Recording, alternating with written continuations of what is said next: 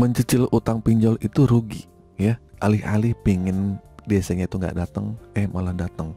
Alih-alih juga mencicil itu bisa mengurangi hutang-hutang kita, nggak taunya kok malah makin berat. Langsung saja nih tentang masalah pokok bahasan yang kalian itu kalau sedang gagal bayar di pinjaman online, kalian itu berusaha mencicil. Ya mungkin ada fitur cicil ya di beberapa aplikasi seperti Shopee, Akulaku gitu. Nah, tapi bagaimana sih penjelasannya tentang masalah bagaimana kalau kita mencicil gitu. Jadi begini, membahas tentang masalah pinjaman online atau pinjol yang sering disebut berbahaya oleh banyak orang. Ada beberapa orang yang bilang kalau kita masih membayar pinjol itu sangat berbahaya dan harus kita waspadai.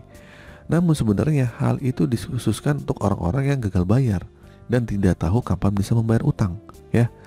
Jika kamu mengalami gagal bayar atau telat bayar, ada beberapa pendapat yang mengatakan bahwa lebih baik kamu kumpulkan uang terlebih dahulu daripada membayar cicilan yang tidak jelas.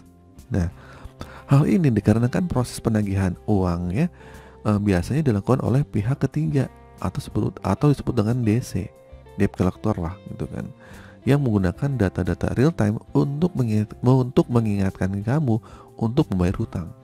Nah, jadi ketika kamu bayar cicilan, hutang dan bunga akan terus berjalan sehingga si DC akan tetap mengingatkan untuk membayar. Jadi intinya jangan bayar cicilan tidak sesuai dengan tagihan yang di aplikasi, karena hal ini akan membuat utangmu tetap berjalan, ya nggak? Si DC pasti akan datang karena data mereka tuh real time. Jadi nggak peduli utang kamu sudah dibayar atau berapa. Jadi ketika kamu bayar hutang kalian itu mungkin akan sedikit berkurang, tapi bunga yang dendanya akan terus berjalan, ya nggak? Nah, jadi kalau kamu membayar cicilan, utangnya akan tetap semakin banyak.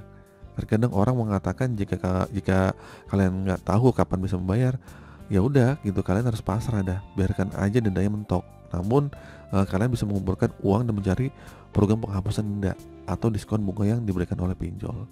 Dan setelah 90 hari itu biasanya bisa dinego gitu kan, beberapa pinjol tuh bisa.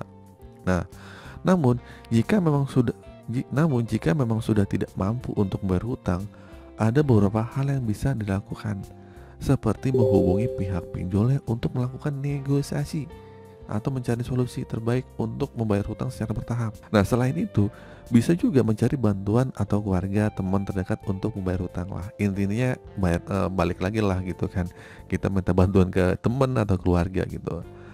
Namun yang paling penting adalah untuk memperhatikan keselamatan keuangan ya, atau privasi pribadi yang menggunakan aplikasi pinjol.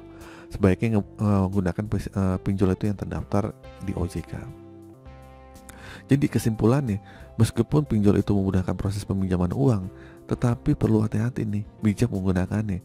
Sebaliknya, menghindari hutang yang tidak perlu atau memastikan mampu membayar hutang secara tepat waktu ya. Jangan sampai terjerat hutang dan sulit untuk dibayar.